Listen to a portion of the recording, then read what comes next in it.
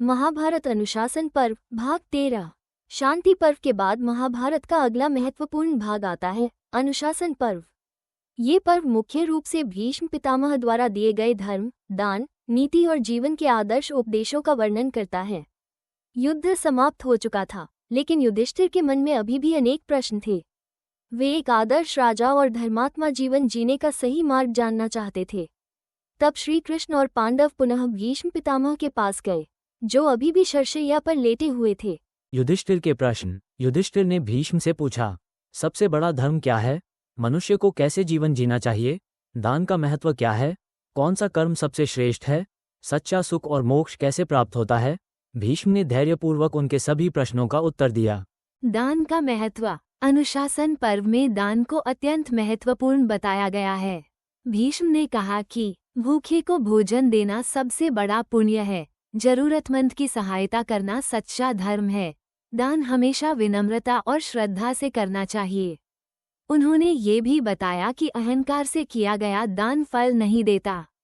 अहिंसा और सत्य। भीष्म ने युधिष्ठिर को समझाया कि अहिंसा परम धर्म है। सत्य बोलना मनुष्य का सबसे बड़ा गुण है। क्रोध, लालच और ईर्ष्या मनुष्य के पतन का कारण बनते हैं। उन्होंने कहा कि जो व्यक्ति सत्य, दया और संयम का पालन करता है, वही वास्तव में महान होता है। स्त्री सम्मान और परिवार। अनुशासन पर्व में स्त्रियों के सम्मान पर भी विशेष बल दिया गया है। भीष्म ने कहा, जहां स्त्रियों का सम्मान होता है, वहां देवताओं का वास होता है। उन्होंने परिवार, माता पिता और गुरु के सम्मान को जीवन का आधार बताया। भगवान विष्णु और शिव की महिमा। इस पर्व में भगवान विष्णु और भगवान शिव की महिमा का भी वर्णन मिलता है। भीष्म ने युधिष्ठिर को भक्ति, ध्यान और ईश्वर में विश्वास का महत्व समझाया। इसी पर्व में प्रसिद्ध विष्णु सहस्रनाम का वर्णन भी आता है, जिसमें भगवान विष्णु के 1000 नाम बताए गए हैं। राजधर्म और न्याय। भीष्म ने एक आदर्श राजा के गुण बताए। राजा को न्यायप्रिय होना चाहिए। प्रजा की रक्षा करना उसका सबसे बड़ा कर्तव्य है। राजा को लोभ और अहंकार से दूर रहना चाहिए।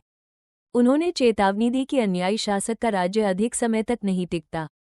भीष्म का अंतिम उपदेश। भीष्म ने अपने अंतिम उपदेश में कहा कि धर्म का मार्ग कठिन हो सकता है, लेकिन अंत में वही विजय दिलाता है। मनुष्य को हमेशा अच्छे कर्म करने चाहिए। जीवन अस्थायी है, इसलिए घमंड नहीं करना चाहिए। उनके शब्दों ने युधिष्ठिर के मन को शांति दी। भीष्म का महाप्रयाण। जब सूर्य उत्तरायण में आया, तब भीष्म ने शांत मन से अपने प्राण त्याग दिए। पूरा कुरुवंश शोक में डूब गया। पांडवों और श्रीकृष्ण ने उन्हें श्रद्धांजलि दी।